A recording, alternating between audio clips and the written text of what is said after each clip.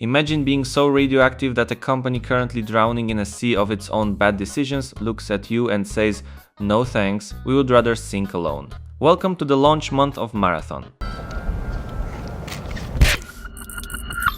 A game that was supposed to be Bungie's triumphant return to its roots, but instead it is looking more like a slow-motion car crash in neon lighting. And speaking of crashes, let us talk about the man, the myth, the vertical leap, Dr. Disrespect. In the weeks leading up to launch, the doc was doing what he does best, being loud and hinting at a massive Marathon partner deal. The hashtags were there, the vibe was there, the community was ready for the two-time to bring his violence, speed and momentum to Bungie's new extraction shooter. Looked like a match made in marketing heaven.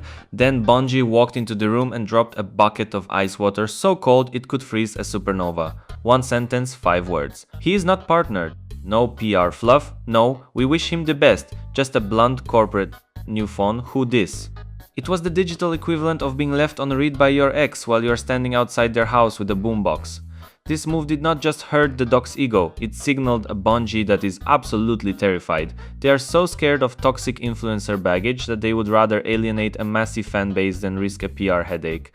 But as we have seen over the last 3 weeks, Bungie has plenty of headaches of their own and they did not need any help from the doc to create them. And if you want to understand why Marathon is currently bleeding players faster than a punctured radiator, you need to look at the shop. Specifically, you need to look at the 1120 Lux incident. Now, for those who have not been keeping up with Corporate Grid 101, let me break down the math for you. In Marathon, the premium currency is called Lux. You want a cool skin for your synth? That would be 1120 Lux. Simple, right? Well, here is where the mathematics of Grid kicks in. You go to the store to buy some Lux. The standard pack, the one most people would go for, costs $10. And what do you get for your $10? 1100 Lux, you are exactly 20 points short, just 20. As it is like going to a grocery store, buying a loaf of bread, and being told you cannot have the crust unless you buy a second more expensive loaf. To get that skin, you are forced to skip the $10 pack and buy the $15 Pro pack. Bungie isn't just asking for your money, they are mathematically engineering a way to force an extra $5 out of your pocket for a currency you did not even want. It is not a microtransaction, it is a hostage situation. When the community exploded, Bungie pulled the classic "oops, our bad" card. They claimed it was a pricing error and promised a patch to adjust the values. But let us be real here, Bungie has been in the live service business for over a decade.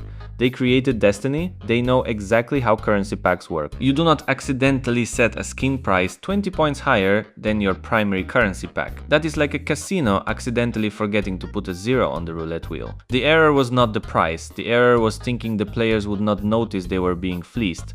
The 1120 Lux scandal has become the face of Marathon's launch, a game designed by accountants, played by victims. Before we dive into the catastrophic player drops, if you are enjoying this deep dive into the dumpster fire of modern gaming, do me a solid, hit that subscribe button and slap a like on the video. It helps the algorithm realize that maybe, just maybe, we want games that are not trying to pickpocket us. Done? Awesome, let us get back to the carnage. Numbers do not lie, but they can certainly be depressing. On March 5th, Marathon launched to a very respectable 90,000 concurrent players on Steam alone. Not world-ending numbers, but a very strong start for new IP in a crowded genre. Fast forward to today, and that number has plummeted to 25,000. For a live service extraction shooter that depends on a healthy ecosystem of whales and minnows, a 70% drop in less than a month is not a dip. It is a terminal illness. So why are people leaving? It turns out that when you make a game for everyone, you end up making a game for no one. Marathon is currently suffering from a massive identity crisis. On one hand, you have the escape from Tarkov crowd. These are the masochists who enjoy spending 40 minutes crawling through bushes only to get shot in the eyes by someone they never saw. They want grit, they want realism, they want gear fear, then they boot up Marathon and see a world that looks like a Skittles factory exploded in a cyberpunk dumpster. It is too bright, too fast and too arcadey for the hardcore extraction fans. On the other hand, you have the casual players, the people who just want to hop in, shoot some stuff and extract with some loot for them. Marathon is an impenetrable wall of frustration. The movement is complex, the synth mechanics are punishing, and the veteran players, the ones who stayed, are absolutely farming the newcomers. Bungie tried to find a middle ground between hardcore simulation and hero shooter, and instead they landed in a no man's land where nobody feels at home. The casuals are going back to Apex Legends or Warzone, and the hardcore are going back to Tarkov or Grey Zone. Marathon is left standing in the corner of the party wearing a neon suit, wondering why nobody wants to dance. We have to talk about the context here. Bungie is not the same studio that gave us Halo. It is not even the same studio that gave us the Forsaken era of Destiny 2. This is a Bungie owned by Sony. This is a Bungie that has gone through multiple rounds of layoffs, losing some of its most legendary talent, the people who understood the soul of their games. When you lose the artists and the dreamers, you are left with the efficiency experts. You can feel it in Marathon. The gunplay is still Bungie tier, it feels great, the sound design is crisp, but the structure of the game feels like it was designed by a committee looking at a spreadsheet of trending tags. Extraction shooters are hot. Put it in. Neon retro aesthetics are in. Put it in. Battle passes and predatory currency packs. Double down on those. It feels cynical. It feels like a product rather than a project. Players can smell corporate desperation from a mile away, and Marathon reeks of it. They need this game to be a hit because Destiny 2 is in its twilight years and Sony is breathing down their necks for a return on their multi-billion-dollar investment. But you cannot force a hit by trying to trick players into spending an extra $5 on Lux. You do it by building trust. And right now, Bungie's trust rating is somewhere between gas station sushi and an email from a Nigerian prince. Let us talk about the gameplay loop itself. In an extraction shooter, the hook is the tension. That feeling of having a bag full of rare loot and trying to make it to the extraction point while your heart hammers against your ribs. In Marathon, that tension is often replaced by confusion. The map design, while visually stunning, is a nightmare for readability. In their quest to make the most aesthetic game of 2026, Bungie forgot that players need to be able to see what is going on.